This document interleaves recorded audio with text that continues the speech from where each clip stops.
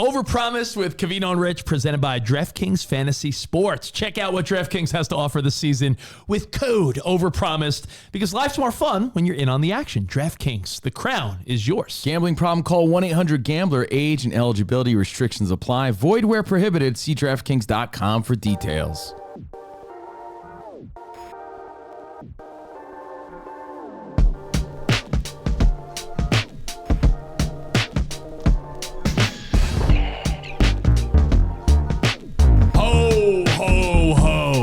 What'd you call me?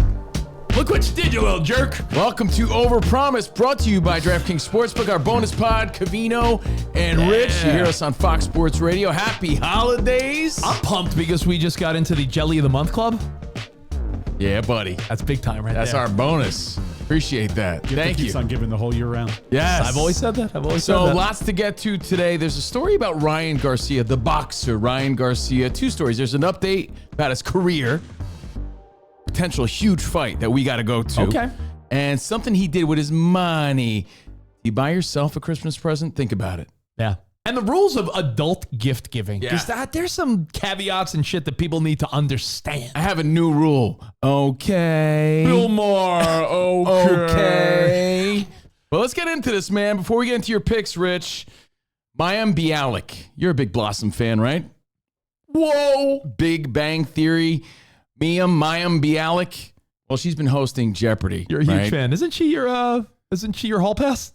Well, that was between us. Her and Ken Jennings were doing a dual hosting sort of thing of Jeopardy. Look, replacing Alex Trebek is a very difficult task. I don't think anybody can, right? It's like replacing Derek Jeter at shortstop. Good luck. I mean, Didi Gregorius did a good job. Volpe's but come on. Yeah, it's kind of a tough deal. So they were doing this dual thing, and because of the writer's strike, she dipped out. She's like, you know what? I'm dipping out. But while she dipped out, Ken Jennings' skills improved a lot, and the producers, and there were some differences and things like that. So the producers are like, you know what? We're just going with the one host, Ken Jennings. He's the guy. So there's some controversy about her right now, and I just want to know your thoughts on that before we get into the meat of the Jeopardy story. My thoughts on Blossom? Yeah. Great 90s show. How about Ken Jennings? Is he the guy or what? I think it's pretty cool to think that this guy was just a smart dude that won. And because he was so damn good, they're like, Yeah. I guess you could host. It's sort of an insult to host, if you ask me. I don't think he's that good. Well, there's a viral clip. Ken Jennings is hosting, and the subject is sports positions. It infuriates me when you watch game show clips. I think it's by design to upset people like us. But when there's clips of doofuses, nerds. I think the plural's doofi. Oh, when there's doofi that don't know basic sports knowledge, I'd imagine that's how nerds feel when you or I don't know something about history or geography or something. Right, yes, But coming from the fact that you and I do a show every day on Fox Sports Radio, and we're working with DraftKings on Overpromised, I want you to watch this clip and try not to be infuriated by the Tutankhamun knowledge in the world of sports these bozos couldn't answer. By position 400. Joe Namath, Joe Montana, Mason. What is quarterback? Right. That was the Hall of layup, Famer right? by position 800. Bill Russell, Bill Walton. Bro. They are basketball centers. Mason. Hall of Famer by position 1200. Bob Feller, Bob Lemon, Bob Gibson.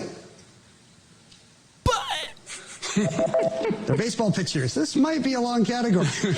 Two left, Mason. Let's try Hall of Famer by position for 1600. Okay, sports fans, I believe in you.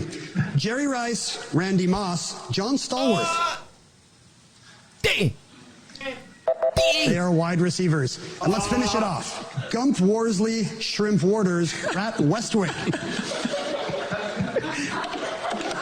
It just sounds like I'm making people up. These are hockey goalies, ice hockey goalies. I get it. Everyone has a different set of knowledge and skills and all that. But Jerry Rice, Bob Gibson, Bill Walton.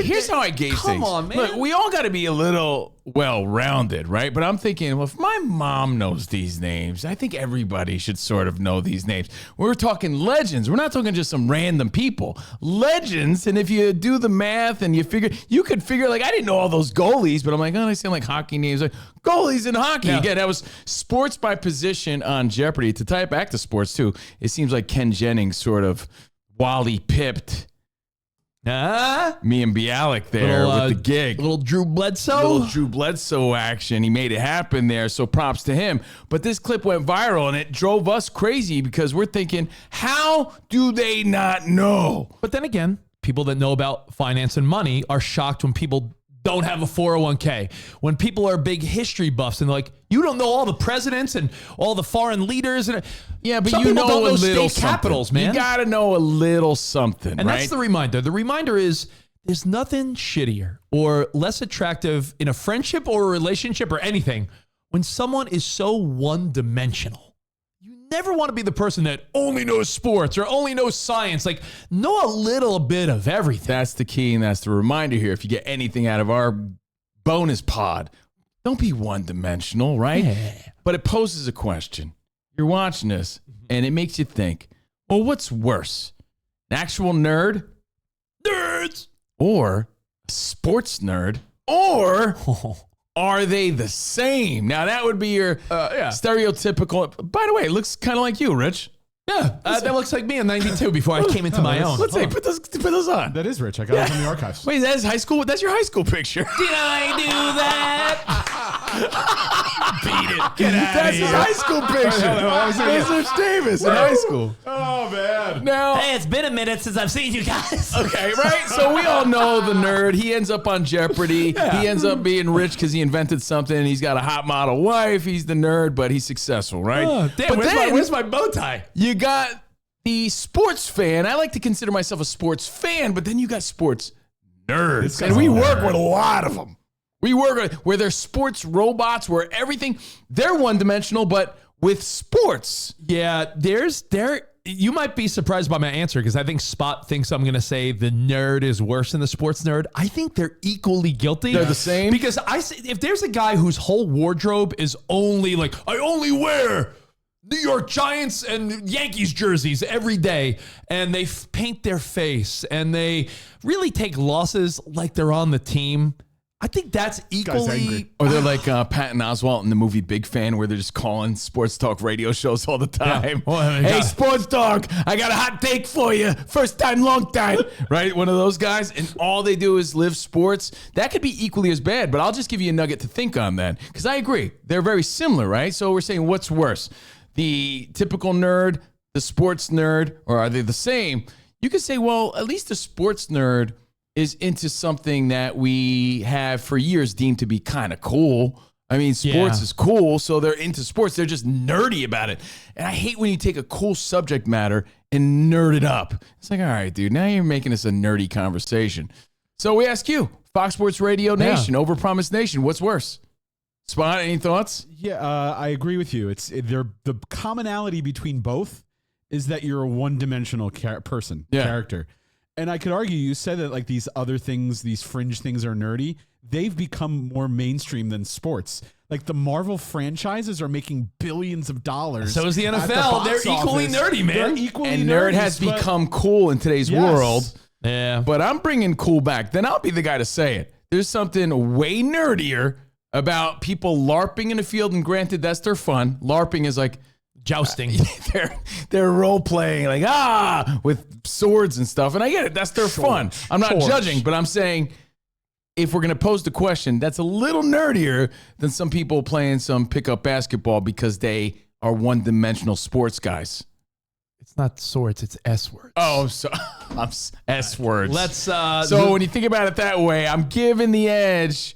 Who's worse? Who's nerdier? The old school nerd. That guy's bad too, but he's not as bad. You know what's worse though? That guy's worse. The sports guy with the face paint Thanks, walking out of the stadium after a loss. With the beer helmet on? Well, you and I talked about this like a month ago to wrap it up. After the World Series. Oh shit, that's like 2 months ago now. After the World Series, do you remember those guys that had to walk out in their astronaut outfits? Oh, yeah.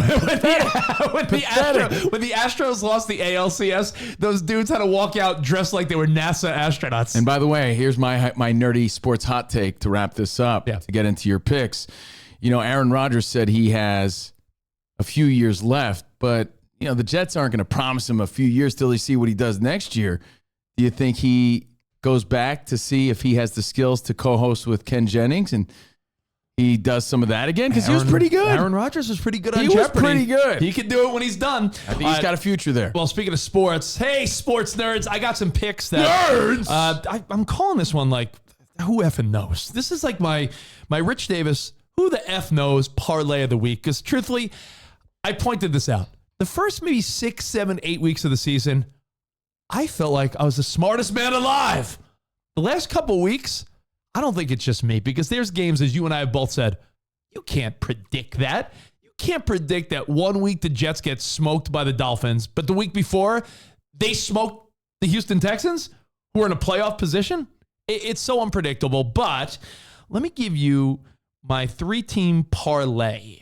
Now, I'm going to combine some of the Thursday and Saturday games. Okay. So we got Thursday Night Football, Rams and Saints. I like the Rams, who are, by the way, in the playoff hunt. Yeah. And I think the Saints are trash. They're just in the mix because they're in a bad division. I think they're trash for abusing Tommy DeVito's hand gestures. That was trash. That was a win that I think people are looking at a little too confidently. Like, wow, they did really well against the Giants. Yeah. The Rams money line. I'm not worried about the 4 points. I'm just going Rams money line on Thursday night. I feel like they're a better team. Matthew Stafford, I feel like this team's fighting for a playoff spot, and the Saints just in their way. So I like Rams money line. Saturday action. I like the Bengals money line against the Steelers. I know the Steelers are trying to mix it up with their quarterback and they try to do some stuff. Steelers, again, I don't believe in them. I think they're the most fugazi 500-ish team in the National Football League. I think the Steelers are not very good. So I like the Bengals money line. I like the Rams money line on Thursday night. And at DraftKings Sportsbook, you could toggle the point spread to what you want. Like, you don't have to go money line or whatever the point spread is. You could say, oh, shit, I want the Buffalo Bills, who I believe are 12-point favorites or 11.5. I like them winning by a touchdown over the Chargers. So I toggled it to Bills minus 6.5. Hey, Spot, you hear this guy's toggling things. I'm toggling things. Sounds a little sports nerdy to me. Yeah, who do you think you are toggling bets? What do you think you are? You think you're better? You think you're better than us? You're like a sports genius or something? So it ends up being Nerd. a little less than plus 300. So you're wagering 100 to win almost 300. So you got Rams money line, Bengals money line, and the Bills beating the Chargers by a touchdown. So you tell me, where does that go wrong? Because this is the Rich Davis, who the F knows parlay of the week. Nerd. All right, Something Rams, will Saints. go wrong Yeah, based on this season. Based on this season. There's So nothing guaranteed. where will it go wrong? Let's discuss. Rams, Saints. Okay. I like the Rams. So do I. Derek Carr has a game of his freaking life. No. Money line, Browning and the Bengals, who look like they're moving the ball on offense against the look all Steelers, right. who have faltered. Yeah, Browning's doing a good job. I like the I Bengals, agree yeah. with that. And the Bills, who are playing hot football right now, making a push for the playoffs against the Chargers, who are having Easton Stick, and they just changed coaches. Easton Stick sounds like a baseball bat. So I like the Bills by 6.5. I agree with you. All right, so boom, lock it in, Bam. parlay, and I got. This is a fun one. This is a quarterback prop bet. Now, I usually don't diddle with these, but it's time to diddle, everyone. It's the holiday season. Diddling quarterbacks. Whoa. Nerdy. You get nerdy on us. I like Matthew Stafford over 1.5 touchdowns. Whoa. So Stafford against the Saints over 1.5 touchdowns. I like Browning over 1.5 touchdowns for the Bengals. So these guys just need to throw 2 touchdowns each. Browning for the Bengals, Stafford for the Rams. And the Chargers have a terrible run defense. Okay. I'm sorry, a terrible pass defense. So I like Josh Allen over 242 yards. So Josh Allen over 242, and Stafford and Browning just throwing 2 touchdowns each. That's a fun one, but a risky one. But you know what? It's 100 to win almost 700. Ooh, but I like that. Yeah, so Cash money. You don't think Stafford can throw 2 TDs? Wow. I didn't say titties. I said TDs. TDs. TDs. And Browning 2 touchdowns. And, TDs. you know, Josh Allen against the Chargers can't put up a 250 spot. I like it. Those would be some sweet TDs. Those would be some great teams. Yeah, because you'd win a lot of money. So there you go. That's your quarterback props. Thanks, nerd. Courtesy of our pals at DraftKings Sportsbook. Now download the DraftKings Sportsbook app. NFL fans, it's time to unwrap. I get it like a holiday present. Yep. Non-stop football action this holiday season. Throw down on big matchups with DraftKings Sportsbook, an official sports betting partner of the NFL. This week, new customers could bet just $5 on any NFL game and score $150 instantly in bonus bets. $150. So download the DraftKings Sportsbook app now with code OVERPROMISED. New customers can bet $5 on the NFL action to score $150 instantly in bonus bets. Only on DraftKings Sportsbook with code OVERPROMISED. The crown is yours. Problem? Call 1-800-GAMBLER. In New York, call 877-8-HOPE-NY or text HOPE-NY 467-369. In West Virginia, visit 1-800-GAMBLER.net. Please play responsibly. In Connecticut, help is available for problem gambling. Call 888-789-7777 or visit ccpg.org. On behalf of Boot Hill Casino and Resort in Kansas, must be 21 or older in most eligible states, but age varies by jurisdiction. See DraftKings.com/sportsbook for details and state-specific responsible gambling resources. Eligibility and deposit restrictions apply. Bonus bets expire 168 hours after issuance. Terms at sportsbook.draftkings.com/football terms. All right. Welcome back to Overpromised, our bonus pod. Doing it twice a week now. And please check out our regular show on Fox Sports Radio, 2 to 4 on the West. That's 4 to 6. 4 to 6 on the East, Monday through Friday. Covino and Rich. Not 4 to 6, 5 to 7. That's what I meant. 5 to 7. Central. 4 Yeah, to 6. that's what I meant. Central. You got to include them too. You're like your dad. No, I'm not. Hey, what time is it by you again? Dad, I'm always 3 hours behind. Oh. That's my dad. Your dad's like Tommy DeVito. Anyway, I'm Covino. That is Rich. This is Overpromised. Spot's hanging out. Again, happy holidays. Got to talk a little fighting real quick. By the way, what's so great? I know you're going to get to fighting. Yeah. We have a Thursday night game. We have Saturday football, NFL. We have Sunday, Christmas Eve football. And then Monday, 3 games on Christmas Day. So you going to throw some face paint on? I might. Why not? Niners, Ravens. Tell me that's not a battle. No, it's going to be so fun. Nerd. Look at that guy. That's me. All right. So, hey, I'm sort of a nerd for boxing. You are. A few things about me. I love the fight game. I love a nice hiney. I love the holidays. I love hanging out with you guys. Now, Ryan Garcia is one of our favorites, Rich. We met him early in his career. A lot of people called him the like Justin Bieber of boxing, very social media popular. But he's the real deal. He backs it up, man. Backs it up. Quick. He's got fast hands. Fast hands. And you know what's really cool about him? He's willing to take on anybody. And as of this week, here's the update. He's calling out the WBC 140 champ, Devin Haney. He's like, yo, I got my people trying to make this happen. That's wild. Devin Haney's saying, you know what? These are facts. You can't deny it. Let's try to get this done. That's wild because Ryan Garcia, when he lost to Tank Davis, that was his first loss. Yeah. And instead of coming back and fighting some tomato can just to get a win, he came back with a big win a couple weeks ago. So I like Ryan Garcia and what the kid's got. He's tough, man. And again, he's talking about his team reaching out to Haney to make it happen. He says, I advise my team to contact Team Haney to discuss and make the fight happen between Devin and I. The ball is in your court, Devin. I've made my move, and I'm showing you and the boxing community that I'm committed to this fight. Hashtag Garcia Haney. And Haney says these are the facts. They have a long rivalry. There's mutual respect. This is going to be a huge pay-per-view, okay? So that's the update. But he's also had a big year. So Ryan Garcia, like you said, had a big year. That Davis fight he lost, by the way, any relation? Oh, yes, me and Tank Davis, cousins. That Tank Davis fight, Ryan Garcia made $30 million, according to De La Hoya and Golden Boy, right? $30 million. And then his last fight, he made anywhere, it wasn't pay-per-view, he made anywhere between $8 to $10 million. So $40 million in his last 2 fights alone. It's the holiday season. So what did he do recently that's gone viral? He bought himself his own little Christmas present. Take a look. He gifted himself 2 new cars, a fully armored Cadillac and an Audi R8. As he calls it, an Audi. An Audi. Which is an Audi sort of way to pronounce it. But he describes that, you know, it's not about material things. It's about working hard and making it happen. Yeah. Let's go, baby. Just got 2 beautiful Christmas gifts for myself. Fully armored Cadillac, grenade resistant, and of course, one of my dream cars I've always wanted, but just never got to it.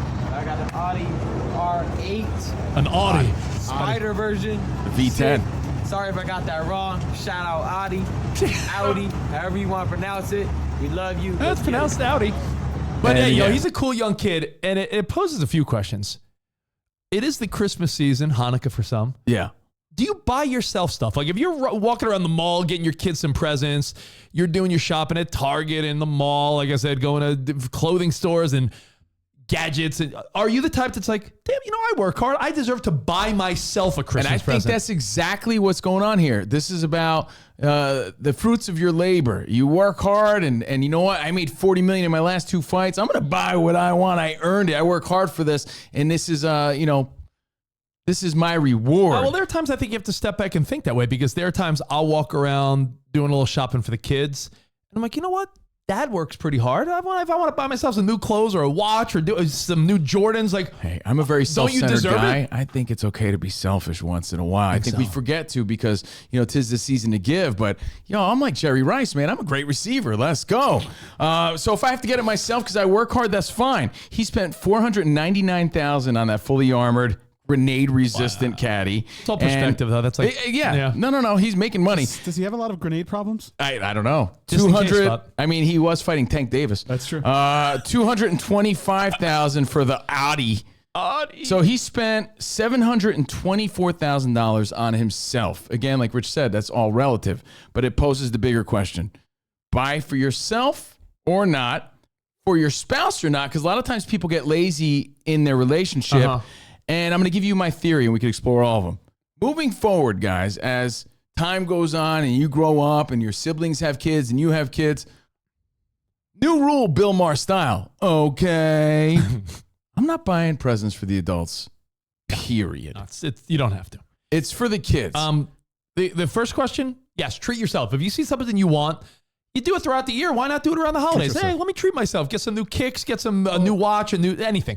Now, nothing. I mean, we're not saying to buy a grenade-proof car, a grenade-resistant car. But the thing about whoever you're dating, or your spouse, your wife, your girlfriend, it sounds obvious, but you have even sort of gotten lazy, right? My wife and I decided that it's a couple days till Christmas. We're not going to do it this year, but we said moving forward, anniversaries, birthdays, and holidays, we're going to take more seriously, because I think a lot of times when you're in a marriage, a good marriage, you consider yourself a team, and you're more concerned about the kids, family, the house. And my wife and I, we dedicate our time and effort to our kids and making sure shit around the house looks nice. Like, hey, do we get that thing for the pool? Do we get the new thing for the mantle, the fireplace? Like, I realize that I've done a shitty job of getting my wife stuff, and she agrees for me. So I think moving forward, never forget your spouse. Just because you guys are a team, don't be the person that I have become, which is, we don't need to get each other anything. It's lazy. It really is. Yeah, and I think that's great advice, too, because people fall into that rut, and you're doing the right thing. You're putting the kids first,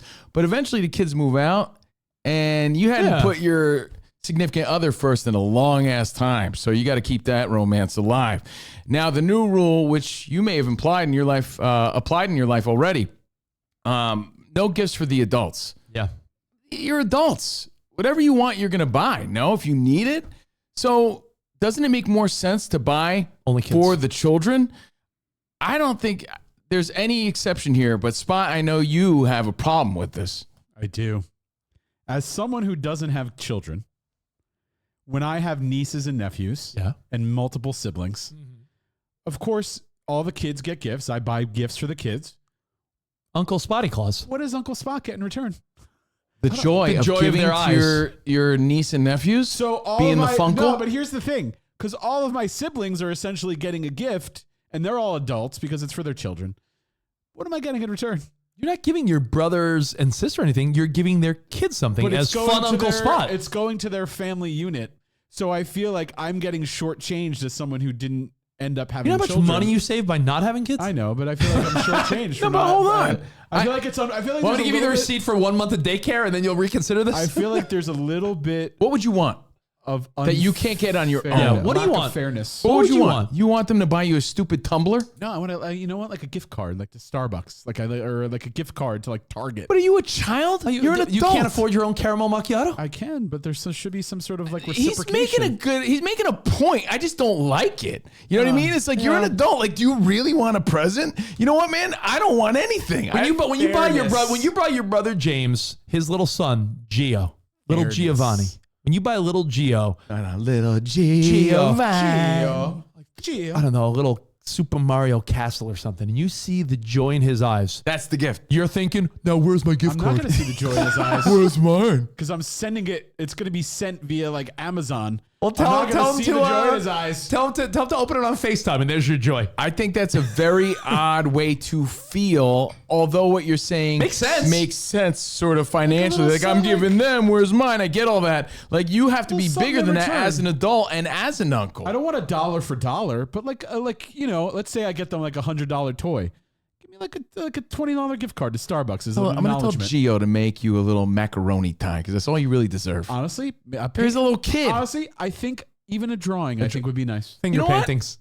Maybe a little drawing from the kids. I think that's a fair compromise. If that's where we're going, I think, hey, then the kids can Just do an that. acknowledgement of a thank you. Not, That's fair. Oh, I'm just sending, and not receiving. That's fair. It's all about fairness. But let it be known, my sisters, my aunts, my uncles, they're getting zilch. Because it's all about the kids and making it special for them. Well, on that note, your thoughts at Covino and Rich. I will see you guys back here tomorrow for another Overpromise. Let's do it again tomorrow. Let's We'll do run it back. again. Let's do it live. Do it. We'll see you guys then. Thank you to DraftKings Sportsbook, Fox Sports Radio, and hey, Merry Christmas, Happy Holidays, everyone. We'll see you next time. Arrivederci, baby. See you in the Overpromised. Man. Goodbye.